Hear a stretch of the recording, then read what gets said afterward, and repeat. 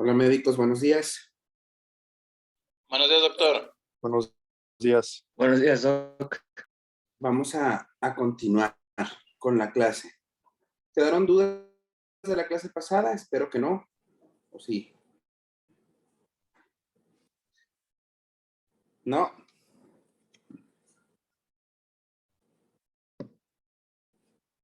No, doctor. Ok. Déjenme, vamos a pasar lista nada más. Denme un segundo.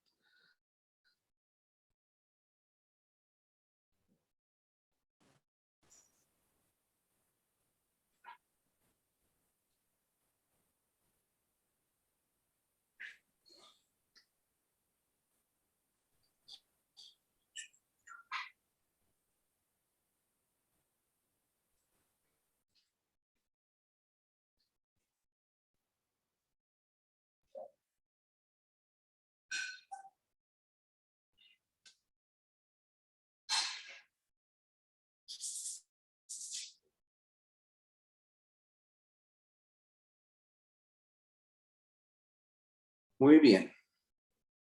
Natalia. Nada. ¿O sí está? Ya la vi. Está con la doctora Pamela. Muy bien. Daniel. También. André.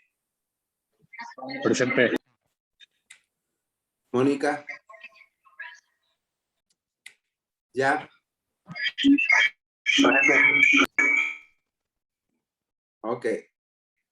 Alfredo. Ok. Se van a ir acercando ahí con la doctora Pamela. Si quieren, acérquense. Es más sencillo. Ok, Alejandro. Presente. Acérquense con la doctora Pamela, porfa. Es más sencillo.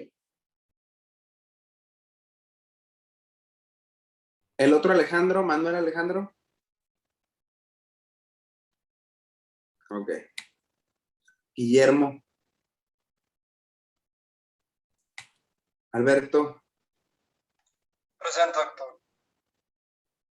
Edson. Ay, pues ya me dijo. Carla. Carla Margarita.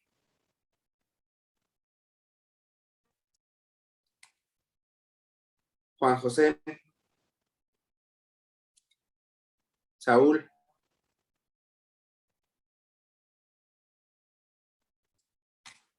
Martín.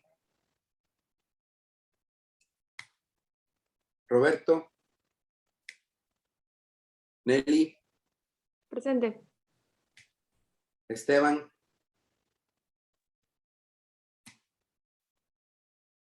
Lisbeth. Sofía. Presente, doctor. Jacqueline. Paola Jacqueline.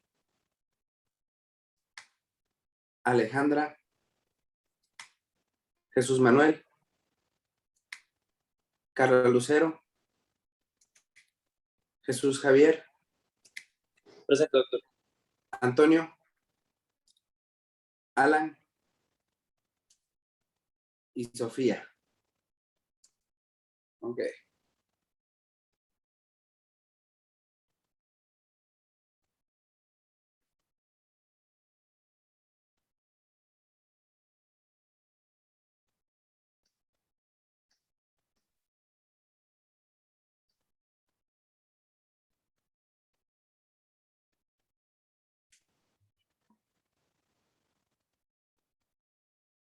Diego. Presente. Iñaki. Presente, aquí estoy, doctor. Luis. Presente. Maximiliano. Presente. Isabel. Presente, doctor. Yomar. Gabriela.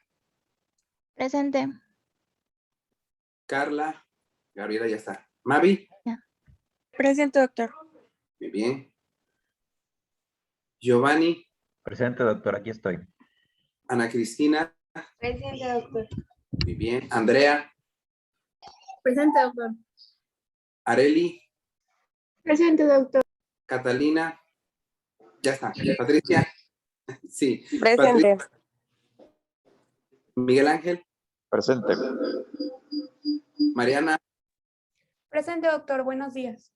Buenos días, Néstor. Presente. Ernesto. Presente, doctor. Nayeli. Presente. Roberto. Presente. Maximiliano. Presente. Constanza. Presente. Anaí. Presente. Kenia. Presente. Rubén. Presente, doctor. Alfonso. Presente, doctor, aquí estoy. Daniel Eduardo. Presente. Muy bien. Luis. Presente, doctor. José Ángel. Presente, doc. Mario. Presente, doctor. Eduardo. Presente. Alan Eduardo. Presente. Manuel Alberto. Presente. Fátima. Presente. Bien. Karen. Presente. Arturo. Presente. Osvaldo. Presente. José Cruz. Presente. Muy bien. Vamos a continuar, médicos, por favor. Doctor, perdón. Creo que Ah. hubo una cantidad importante de alumnos del salón de la que no se escucharon que estaban diciendo presente, pero sí están todos aquí, nada más que estamos teniendo problemas con el audio. Está bien. A ver, vamos a continuar con lo de riñón, por favor. Bueno, vamos a continuar con los cambios relacionados con el envejecimiento en la función glomerular y las proteínas dietéticas. Los cambios en la función glomerular con el envejecimiento no van a representar una amenaza seria para el bienestar, ya que la función renal puede no verse seriamente comprometida en el envejecimiento, pero si hay enfermedad renal intrínseca, extirpación quirúrgica del tejido renal o una dieta inadecuada, esto va a aumentar la carga glomerular en la vejez, por lo que el curso de la esclerosis glomerular y la tasa de filtración glomerular alterada pueden acelerarse. ¿Le das a la que sigue, por favor? Entonces, en condiciones normales se filtra poca proteína en los glomérulos y se va a excretar en la orina. Y una manifestación de una alteración de la filtración glomerular va a ser una mayor permeabilidad de las células glomerulares con su consiguiente proteinuria. Esta proteinuria va a ser consecuencia de una estructura molecular glomerular alterada y va a aparecer, su incidencia y su gravedad van a aumentar progresivamente con la edad. En cuanto a las dietas proteínicas que hemos visto, estas dietas ricas en proteínas van a inducir un daño glomerular, pero a la inversa, la reducción de esta ingesta de proteínas en la dieta va a reducir este daño. Por ejemplo, una alimentación que esté restringida en calorías o con bajas proteínas va a reducir la proteinuria que se relaciona con el envejecimiento. Y un ejemplo es que en los animales de laboratorio la restricción dietética prolongó su vida, por lo que dicha extensión podría implicar efectos beneficiosos de una dieta baja en proteínas sobre la función renal. Y como en los seres humanos esta dieta rica en proteínas es sostenida, este exceso impondría exigencias sobre la tasa de filtración glomerular y el flujo sanguíneo renal, contribuyendo así a la disminución de estas funciones en el envejecimiento, por lo que es responsable que se haga una restricción de calorías y proteínas bastante temprano en el curso de una enfermedad renal para poder ralentizar, perdón, la tasa de disminución de la filtración glomerular.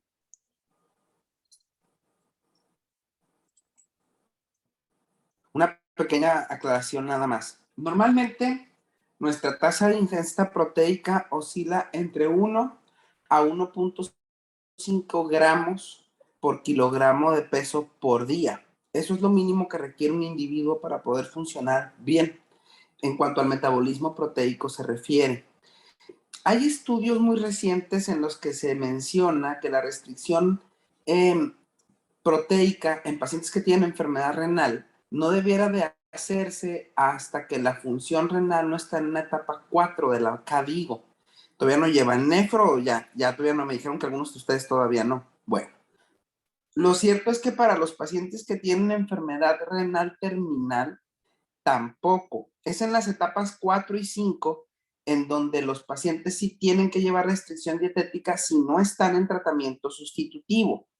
Si están en tratamiento sustitutivo de la función renal, y entiéndase tratamiento sustitutivo, llámese hemodiálisis o diálisis peritoneal, ahí sí se tiene que ajustar muy bien la cantidad de proteínas, porque si no sucede lo contrario, entran en una etapa catabólica y se desnutren más. A grosso modo, lo mínimo que pueden reducir de ingesta proteica en una persona que tenga enfermedad renal son 0.8 gramos por kilogramo por día. Eso sería lo mínimo que pueden reducirla. Hay un chorro de estudios que han implicado al ayuno y los periodos de ayuno prolongados con aumento de la longevidad y aumento de la función renal. Sin embargo, la mayoría de los estudios, cuando se agarran todos, es decir, hacen un metaanálisis, ustedes ya creo que ya vieron medicina basada en las carencias, cuando se hace un metaanálisis de todos los ensayos clínicos aleatorizados, los resultados siguen siendo inconsistentes. Hay un artículo del New England Journal of Medicine que habla sobre los periodos de ayuno en seres humanos y qué beneficios tienen para prolongar la vida y mejorar el funcionamiento orgánico. Lo cierto es que así es. Sí sabemos que la disminución en la ingesta calórica prolonga la vida de las personas. De hecho, de entrada ya saben que nuestro cuerpo está diseñado específicamente pues para engordar. Nosotros estamos hechos para engordar filogenéticamente. Eso lo debieron de haber o lo deben de estar viendo ya con el doctor Madero. Tenemos genes que codifican ancestralmente rutas metabólicas para almacenar lo que comemos. Como les he dicho en otras clases, antes la raza solía salir a cazar su comida. Cazaban mamuts antes, ahora se toman selfies y jugamos videojuegos. Entonces el cuerpo interpreta eso como que tenemos que almacenar la cantidad de comida que se nos presenta porque se supone que nos prepara para los periodos de hambruna. Entonces, estamos hechos para engordar. Por gacho. Entonces, no es bueno las cargas calóricas elevadas, demasiado elevadas. ¿Ok? Bueno, sígale, doctora. Doctor, ¿y sí la recomienda esa dieta hipocalórica? ¿La restricción calórica? Sí. O sea, pues por ejemplo, desde una edad ya adulta, antes de que lleguen a la vejez, que lo empiecen a aplicar para... Yo le voy a decir una cosa, en mi experiencia, ¿no? Que no es ninguna evidencia. Mi experiencia no es evidencia, pero la gente más longeva y más saludable que yo he visto, índices de masa corporal o alcanzó en el transcurso de su vida índices de masa corporal por arriba de 25. De hecho, los abuelitos que tengo funcionales, por ejemplo, tengo una tía abuela, ella siempre fue muy delgada y eso es como que la regla para todos los casos. La mayoría de mis pacientes que están funcionales y que tienen poco grado de demencia, que se adaptan bien a su entorno, es gente más bien de complexión delgada o famélica, si les quieren decir, suelen aguantar más.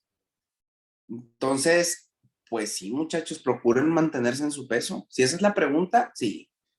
Procuren mantenerse cuando menos en su peso. No famélicos, pero sí en su peso. Y como se pueden dar cuenta, las dietas muy altas en proteína, contrario a lo que mucha chaviza a veces piensa, pues tampoco son buenas. Es una carga extra para el riñón. ¿Ok? Sí, doctor. Gracias. Sígale, Fátima. Ya sigue Mili. Ok, sígale, Mimi. Bueno, vamos a continuar con la función tubular. Esta función tubular va a permanecer eficiente en todos los individuos de 65 años o mayores, pero hay que considerar que los riñones ya no van a ser capaces de concentrar la orina de igual manera que lo hacen los jóvenes. Por eso hay que tener un adecuado mantenimiento del agua y los electrolitos en estos adultos mayores, considerando aquellos que tienen signos o laboratorios de una insuficiencia renal o también como aquellos que no tienen estos signos o laboratorios. Ya hablando de la habilidad para concentrar la orina, pues tenemos que esta capacidad de concentrar o diluir la orina se puede perder gradualmente, teniendo como resultado que en estos adultos mayores sea incapaz de hacer frente de manera óptima a una deshidratación o la carga de orina, que se relaciona con lo que vimos en la diapositiva pasada, que hay que o también ver los electrolitos. Y esta inhabilidad es manifestada por la estimulación e inhibición de la secreción de ADH, como vamos a ver en los siguientes ejemplos que nos presentaba el libro. El primer ejemplo, pues, es la ADH con la administración de alcohol. Tenemos que en los individuos jóvenes, pues, se produce una disminución del ADH con la administración de alcohol en los 120 minutos posteriores a la administración, como se observa en la tabla. No sé si observan mi cursor. Y esta inhibición de la secreción, pues, se asocia a una diuresis. A diferencia de los adultos mayores, que esta disminución del ADH es inmediatamente tras la ingesta, pero durante los 120 minutos, a diferencia de los jóvenes, aquí va a aumentar. Y en estos no se observa la diuresis o la diuresis es mínima. Y ya hablando de los cambios osmóticos, pues tenemos que estos en los ancianos va a producir un aumento en la ADH en el plasma, a diferencia de los individuos jóvenes, y no se va a acompañar del incremento esperado en la retención de agua. Recuerda que lo comentamos la vez pasada, doctora, y dijimos que a qué se debía eso. En la clase pasada, cuando estuvieron ustedes en línea y el otro grupo estuvo presencial, les dije por qué había eso. A pesar de que tenían niveles circulantes mucho más elevados de hormona antidiurética, les dije, no va a haber un incremento en la reabsorción de agua libre. ¿Alguien? Doctor, no se escucha. A ver, la clase pasada estaba que a pesar de que había un incremento, ¿sí?, en la hormona antidiurética de manera basal en los adultos mayores, les dije que ese incremento no estaba compensado por un aumento en la reabsorción de agua a nivel del túbulo colector. Y les pregunto, ¿por qué? ¿Qué les dije que tenían los ancianos? Disminuían los receptores. Tienen una disminución en los receptores de ADH, es decir, tenían por naturaleza una diabetes insípida de carácter nefrogénico. ¿Ok? Muy bien. A ver, sígale, doctora. Bueno, entonces la ADH va a producir una disminución de la habilidad de los túbulos colectores para realizar un trabajo osmótico y un aumento de la retención de agua, a la vez que va a producir una disminución de la habilidad de la membrana celular de los conductos colectores para volverse más permeables al agua bajo la influencia de ADH, que esto se observa más en infecciones renales o hipertensión. Entonces tenemos que este defecto en la regulación renal de la excreción de agua va a radicar en el hipotálamo, en la pituitaria y en el riñón, y que no cabe duda que esta disminución de la capacidad del riñón para concentrar o diluir la orina va a producir la facilidad con la que se puede desarrollar una insuficiencia renal aguda o crónica, por lo cual hay que tener en cuenta que hay que tener un consumo de agua de 2.5 a 3 litros para tener una función renal adecuada. Ya las crisis o cualquier función renal alterada, pues se va a manifestar cuando este consumo de agua se disminuye. Y ya seguiríamos con los cambios con la excreción de urea y electrolitos. No sé si usted agregar algo más, doctor. No. Así estamos bien. ¿Tienen alguna pregunta ustedes, médicos? No, doctor. No, todo bien. Ok, adelante. Bueno, ahora vamos a hablar de la excreción de urea y electrolitos. Pues este fracaso de concentrar la orina se puede relacionar con la pérdida de sodio en la neurona distal.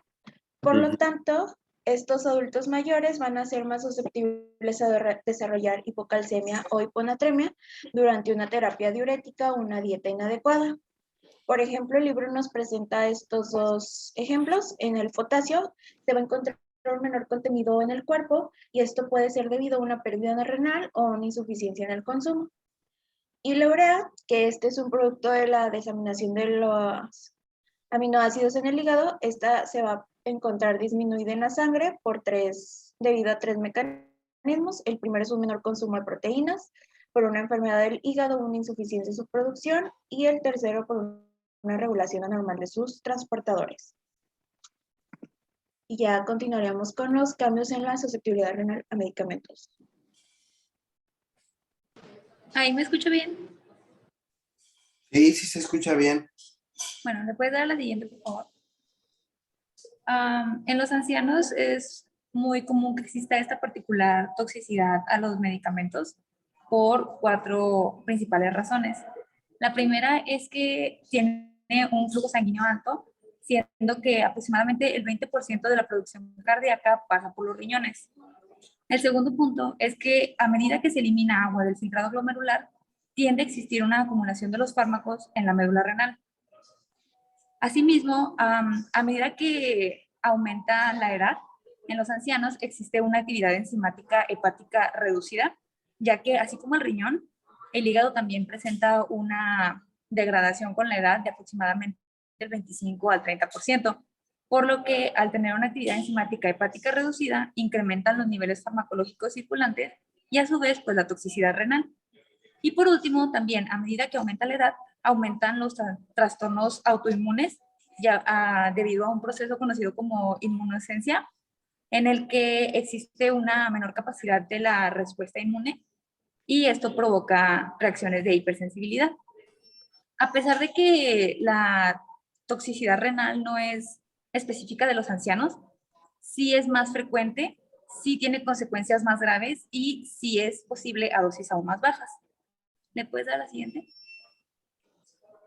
Algunos de los daños renales inducidos por fármacos son la uremia por deshidratación debida a diuréticos o laxantes, la obstrucción del tracto urinario que podemos ver cuando existen depósitos de materia cristalina, como cuando hay un exceso de vitamina D, que existen depósitos de calcio.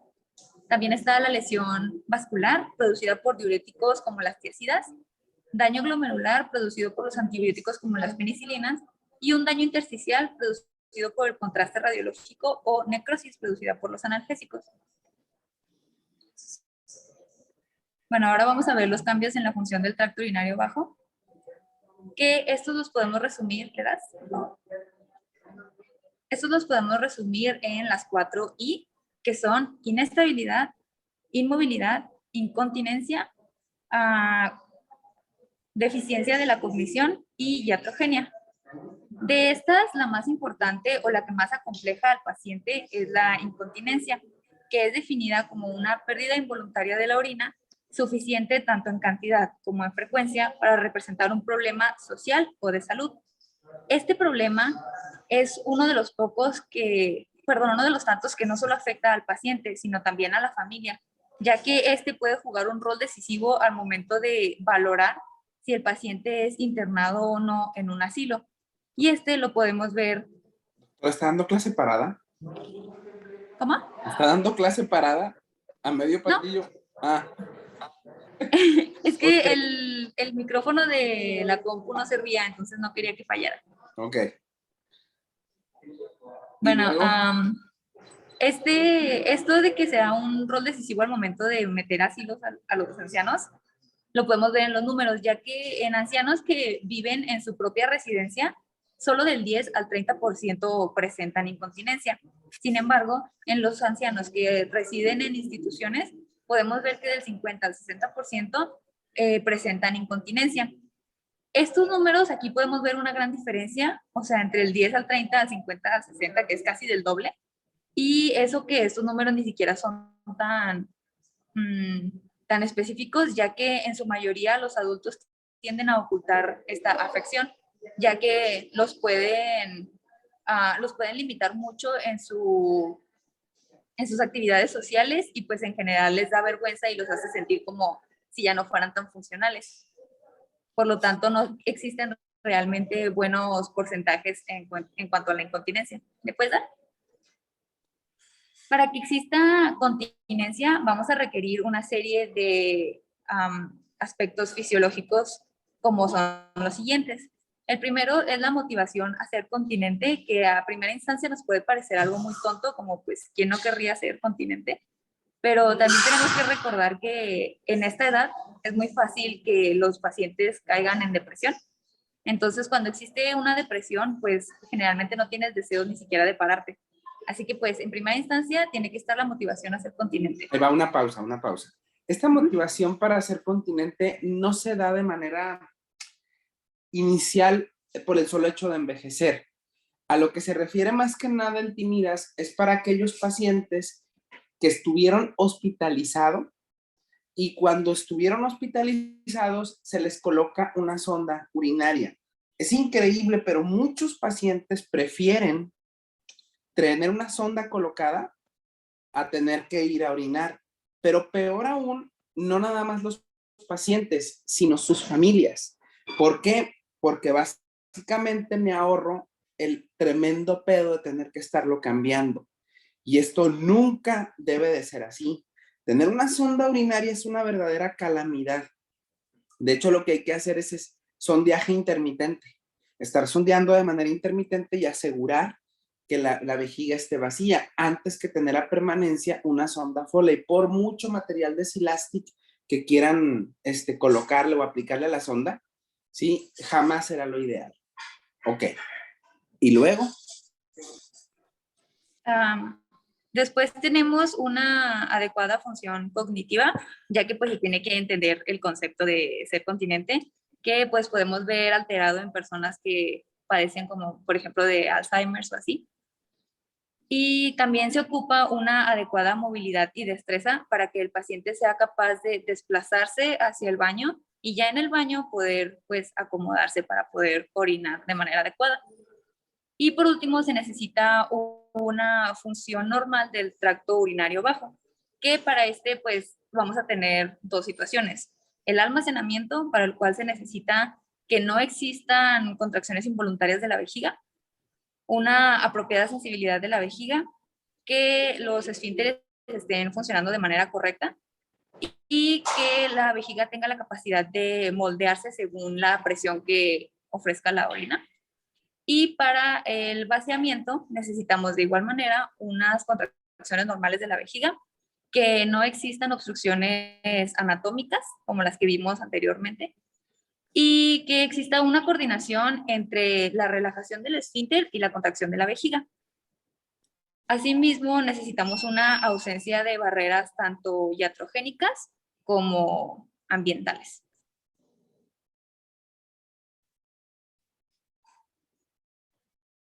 ¿Sí pueden escucharme? Sí. Ok.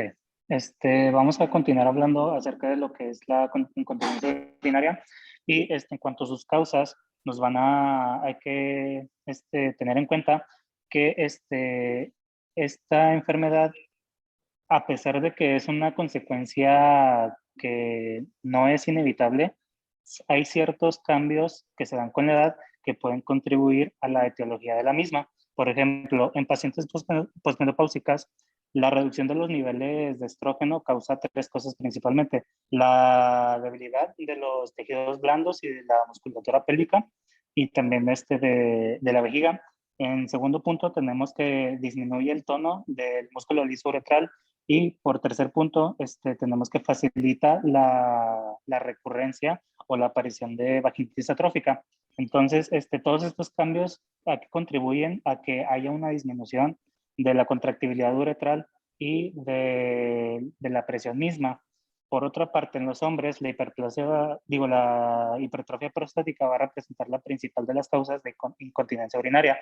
Va a llevar a una disminución del flujo urinario y a un incremento de la retención urinaria de la vejiga. Entonces, tenemos aquí una mnemotecnia que nos va a ayudar a recordar todas las causas de incontinencia aguda con la palabra DRIP, en donde la D nos va a representar el delirio, la R nos va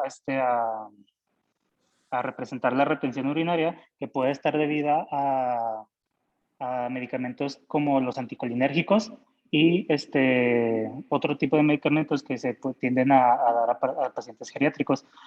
Por otro lado, tenemos la letra I, que va a estar vinculado a la infección, y por último la P, que se refiere a poliuria, Esta poliuria va a estar inducida por dos causas, principalmente por diuréticos, que son medicamentos que son muy frecuentes en pacientes geriátricos, y también por la diabetes, que es un padecimiento que se da muy frecuentemente también en este tipo de pacientes.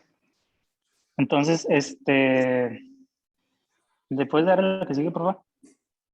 Ok, tenemos distintos tipos de incontinencia cuando esta no es aguda, es decir, que esta persiste a pesar de la mejoría de los síntomas. A ver, una Tenemos pequeña cuatro pausa. tipos. Regreses tantito, por favor. Muy bien. Ojo nada más con esto. El doctor está haciendo una diferenciación entre las causas de incontinencia urinaria que suceden en agudo y las causas de incontinencia urinaria de manera crónica. Fíjense algo que pone ahí el doctor. En la tabla de la derecha pone cambios relacionados con la edad que contribuyen a la incontinencia, pero que no son una causa. Eso quiero que les quede bien claro.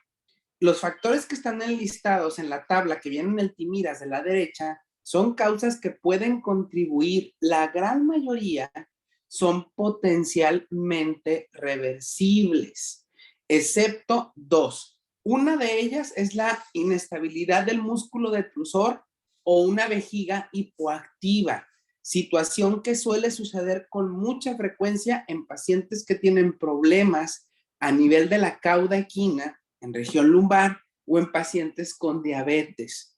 Ese tipo de pacientes hacen una vejiga neurogénica por naturaleza y está encanijadamente difícil tratar la incontinencia. Las que están a la izquierda son las causas en agudo. Una incontinencia de reciente aparición en un paciente que no tiene delirium, que no tiene retención aguda de orina, que no hay una infección, que con mucho es la primer causa y la principal causa de incontinencia urinaria aguda en adultos mayores. Si un adulto mayor les dice, doctor, se me está saliendo la orina sin sentir, la primer causa generalmente va a ser un proceso infeccioso agudo. En varones, la primer causa siempre va a ser una retención aguda de orina. Y estas se van a dar cuenta de que la incontinencia suele acompañarse de una uresis que da mucho dolor. O el paciente desarrolla junto con la incontinencia un cuadro de delirio. Suele ser muy habitual tanto en hombres como en mujeres. Ahora, una incontinencia urinaria aguda que no se explica por estas cuatro causas, siempre va a requerir un estudio estructural. Mínimo van a mandar a hacer un ultrasonido. Y en el ultrasonido tendrán que evaluar la vía urinaria y ver qué tanto se vacía esa vejiga después de la micción, para que tengan una idea de qué es lo que está sucediendo. Y en el caso de los hombres, el ultrasonido se acompañará también de un ultrasonido de la próstata, es decir, un ultrasonido de vías urinarias vésico-prostático con cuantificación de orina residual. Se pueden encontrar sorpresas realmente desagradables. He tenido pacientes que a la hora de hacerles el ultrasonido me encuentro tumores en vejiga, litos en vejiga, ¿sí? O unas próstatas de medio kilo. Entonces, es muy importante hacer esta diferenciación. Por otro lado, ahora sí, doctor, dele la siguiente diapositiva. Cuando tenemos incontinencia urinaria de forma crónica y persistente, esta clasificación nos sirve para entender los mecanismos por los que se produce, pero también para relacionarlos con posibles etiologías, sean estas reversibles o irreversibles, ¿ok? Entonces, ¿está esto claro? Espero que sí. Ok, sígale, doctor. Ok, entonces como les estaba mencionando, en cuanto a incontinencia urinaria persistente tenemos cuatro tipos. La incontinencia por estrés o por esfuerzo, la cual es debida a un incremento de la presión intraabdominal, como en situaciones en donde el paciente tosa o se ría. Y esta es comúnmente causada por un debilitamiento de la musculatura del piso pélvico. Y también cabe destacar que este tipo de incontinencia es muy común en pacientes multíparas. Luego tenemos la incontinencia de urgencia, la cual se da por la incapacidad de retrasar el vaciado luego de que la paciente siente pues, la vejiga llena.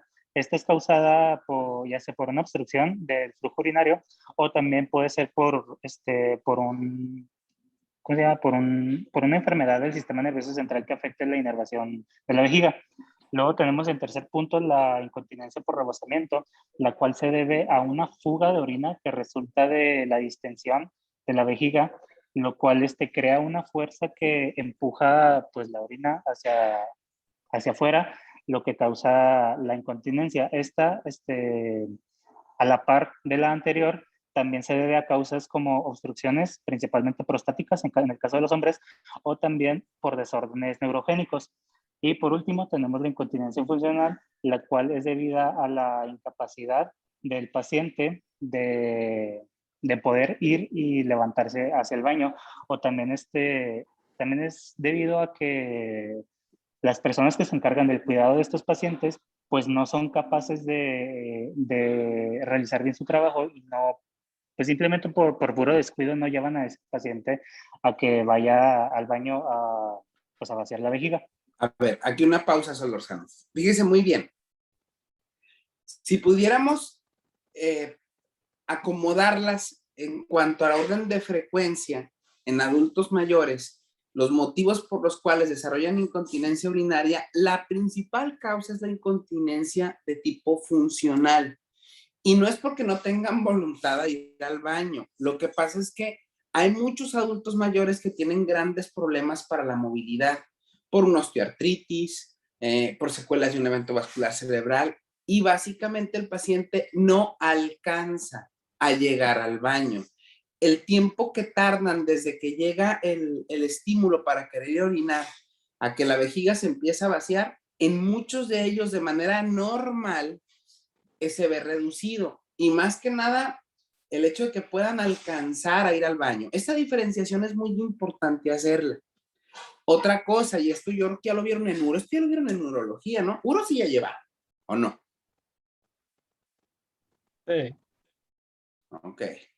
No hay tipos puros de incontinencia. Por ejemplo, vamos a poner de ejemplo una abuelita que tuvo, hacia el más puro estilo de las abuelitas de antes, 14 hijos, porque no había televisión. En ella seguramente la incontinencia va a ser de tipo mixto. Va a tener incontinencia de esfuerzo por debilidad del piso pélvico. Al haber incontinencia de esfuerzo, también puede quedar orina residual porque va a tener un cistocele con prolapso de la vejiga a través de la vagina. Eso acoda, ¿sí?, la uretra que discurre sobre la pelvis, y casi siempre pueden desarrollar también obstrucción de la vía urinaria y pueden tener incontinencia por rebosamiento. Algo que es muy importante en abuelitas y en mujeres posmenopáusicas, y es un motivo frecuente de infección de vías urinarias de repetición e incontinencia urinaria de esfuerzo, es la presencia de vaginitis atrófica. Suele tratarse muy bien de manera tópica con estrógenos, nada más un cuidado que tienen que tener. O sea, si ustedes van a indicar estrógenos para tratar infecciones de vías urinarias de repetición o incontinencia de esfuerzo en un adulto mayor, pues mujer, ¿sí?, verifiquen que ese endometrio esté bien, que el cervix también esté bien. Es decir, tiene que verla un ginecólogo a la paciente mínimo, porque si no, les encargo que lo que van a hacer es hacer crecer algún tumor por ahí.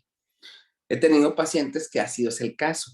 Médicos les dan tratamiento con estrógenos en cantidades altas y peor aún, todavía tomados, y lo único que hacen es gestar tumores en el epitelio vaginal o cervical. Entonces, para que tengan cuidado. ¿Ok? Síganle, Solórzano. Ok, ahora vamos a pasar a hablar acerca del manejo de la incontinencia urinaria, y para esto hay que saber que pues va a depender del tipo de incontinencia. Entonces, primero hay que realizar un buen diagnóstico diferencial y vamos a tener que tomar ciertos parámetros para esto. Primero, pues evaluar los síntomas urinarios, realizar una historia clínica completa y también una buena exploración física. La exploración física debe evaluar, o bueno, debe ser extensa para evaluar ciertas cosas. Por ejemplo, en un examen abdominal debemos buscar, debemos buscar signos de distensión vesical, o también en un examen rectal debemos de evaluar el tamaño de la próstata, debemos evaluar el tono del esfínter rectal y también la presencia de impactación fecal. Por último, en el examen pélvico hay que tener en cuenta, o más bien buscar signos de prolapso uterino en el caso de las pacientes femeninas y, como ya lo había mencionado el doctor, la presencia de vaginitis atrófica. Por último, en cuanto a laboratorios que podemos tener en mente para realizar, pues podemos incluir el uroanálisis, el cultivo de orina para buscar infecciones de repetición y por último la medición del volumen urinario residual después de cada micción. Una pausa. Entonces, una pausa. Por favor, encarecidamente, de verdad, a los abuelitos siempre búsquenles globo vesical. Es de primaria y es sumamente frecuente. A la fecha me sigo madreando residentes por eso, porque llegan y los veo pacientes que tienen interconsulta a nefro por insuficiencia renal aguda. El colmo, insuficiencia renal aguda, ¿sí? Por motivos obstructivos. Les voy a poner algo para que vean lo que puede suceder en pacientes que tienen infecciones de vías urinarias de repetición y que para colmo están maltratados con antibióticos. Esto es una obstrucción de vías urinarias en un paciente y esto es lo que salió de la vejiga del paciente después de tener sonda a permanencia. Lo habían catalogado como una insuficiencia renal aguda y estaban listos para meterlo en hemodiálisis. ¿Sí? El paciente lo que tenía era un embarazo de 34 semanas con un globo vesical de 1,5 litros. A ver, ¿dónde le apunto? A ver si alcanza a ver ahí. Eso que ven ahí, ¿sí? Es moco con pus de la vejiga. El abuelito no orinaba por eso.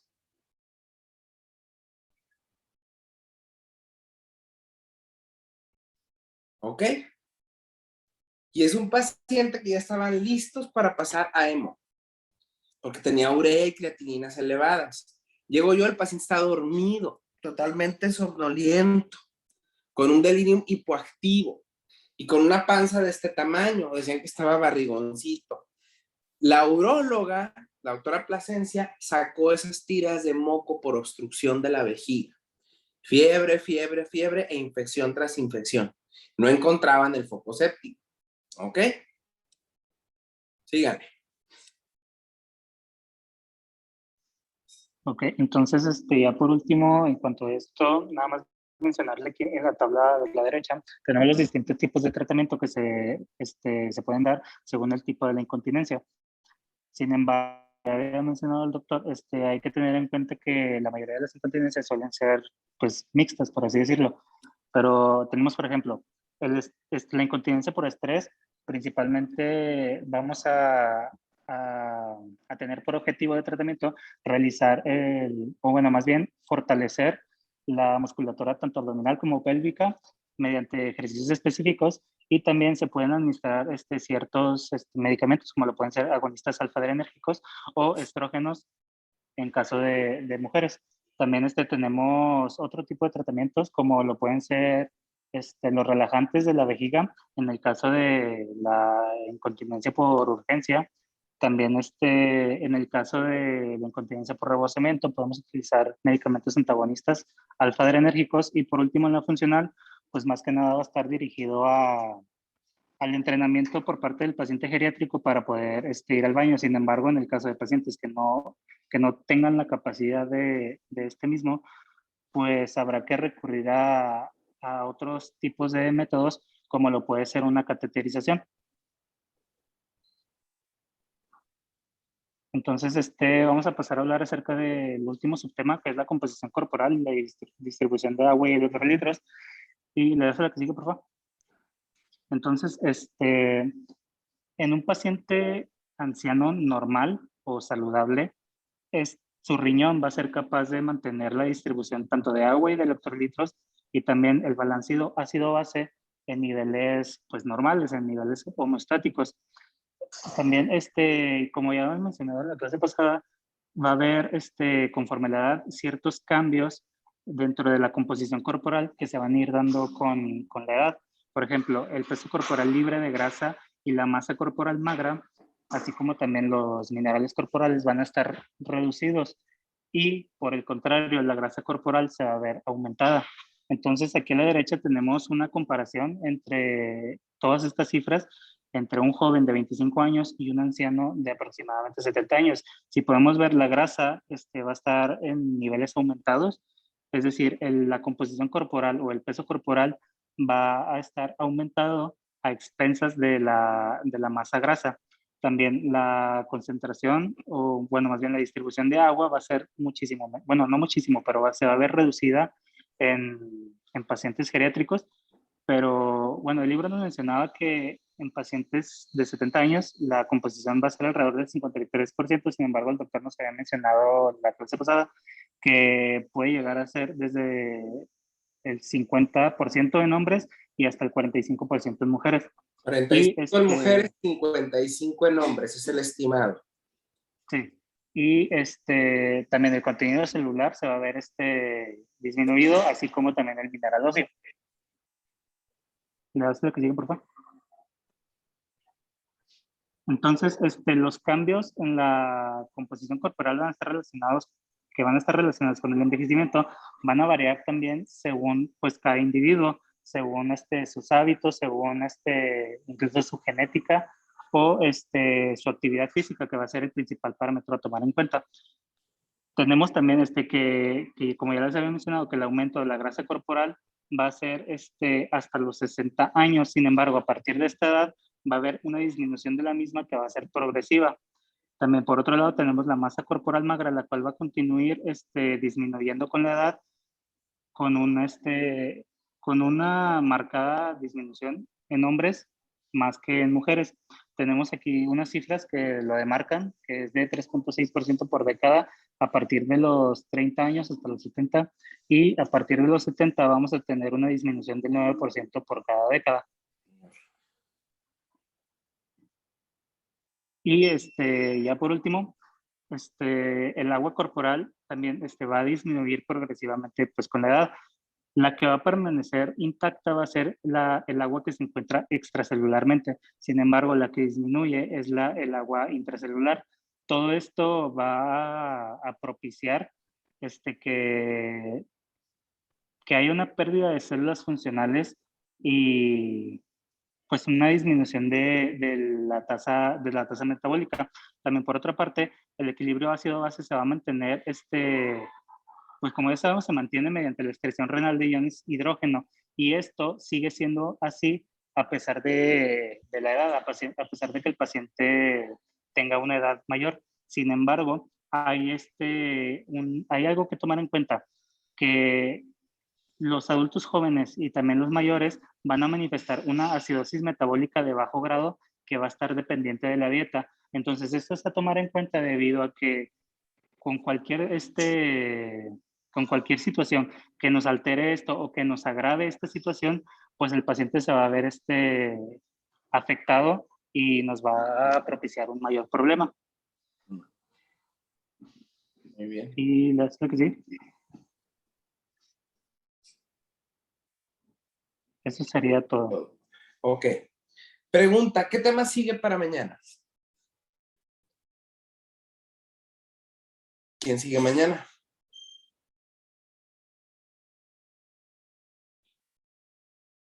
Seguimos nosotros con valoración geriátrica integral, doctor. Perfecto. Terminamos el módulo de envejecimiento normal. Muy bien. Pregunta, ¿el examen del viernes lo quieren en la noche? ¿Se puede? ¿A qué hora, doctor, más o menos? Ustedes me pueden decir. yo dispongo de 2 horas menos acá. Ahorita para mí apenas van a ser las 8 de la mañana.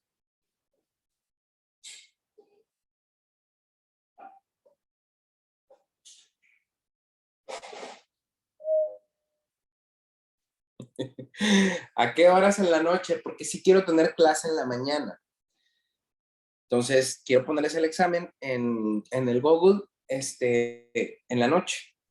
Pues a las 7 podría, doctor, que allá serían como las 5, ¿no? A las 5 de la tarde. Ok. Si quieren, se ponen de acuerdo. Se pone de acuerdo con la doctora Aranda. No, con la doctora Pamela. Vamos, que estoy utilizando la cuenta de la doctora Aranda.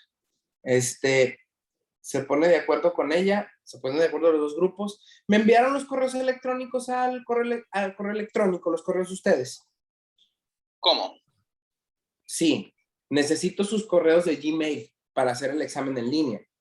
Creo que... Bueno, de todos modos igual y para reenviárselo. ¿Cuál es su correo, doctor? Para ahorita reenviárselo.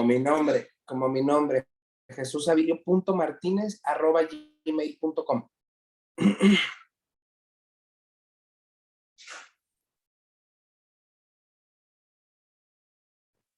Sí, doctor, ahorita se lo reenvío. Bueno, ok. Tengan listas unas cámaras porque les voy a pedir evidencia de un ejercicio que van a hacer para el examen. Entonces, para que suban unas fotografías. ¿Hecho? Doctor, el examen va a ser hasta este tema y lo que vimos del sodio. Sí, nada más. Ok. Todo lo de generalidades, un poquito de lo que les platiqué de historia. No, de historia no. Lo que vimos de vulnerabilidad, los conceptos de vulnerabilidad, todo ese tipo de cosas. Y lo que vimos de envejecimiento de los órganos de los sentidos, del sistema nervioso central, lo del envejecimiento de la función renal. Todo hasta aquí.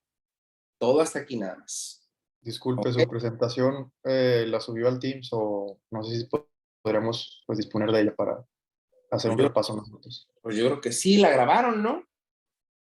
Ok. Bueno, está grabada, pero... Ustedes hablan de los envejecimiento normal y todo eso, pero está grabada, ¿no? Sí, sí, está grabada, pero igual y si nos pudiera pasar las diapositivas, pues estaría como que más práctico, pues.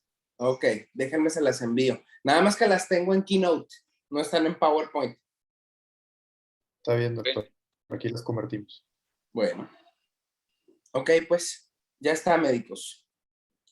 Gracias. Cuídense mucho, nos vemos. Hasta mañana. Hasta mañana, doctor. Gracias.